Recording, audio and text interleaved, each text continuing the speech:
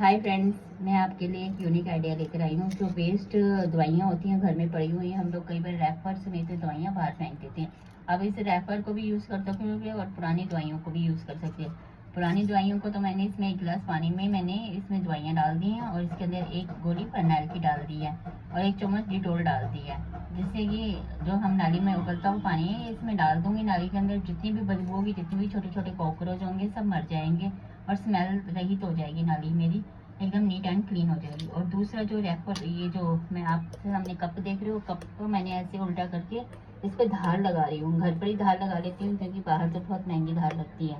और मैंने ऐसे इसे चक्कू, चाहे आपका कप टूटा हो या साबुत हो, कुछ चलेगा, कोई सा भी कप चलेगा, उसको उल्टा करके इसमें धार लगा सकते चक्कू में। और जो ये रैपर है, जो आपके ये रैपर है, ये मैंने मिक्सी में चलाकर इसकी धार तेज कर दी है। मैंने इसको फेंका नहीं। अब यूज़ करने के बाद इसको थ्रो कर दूंगी। मिलते हैं नेक्स्ट वीडियो में। Take care.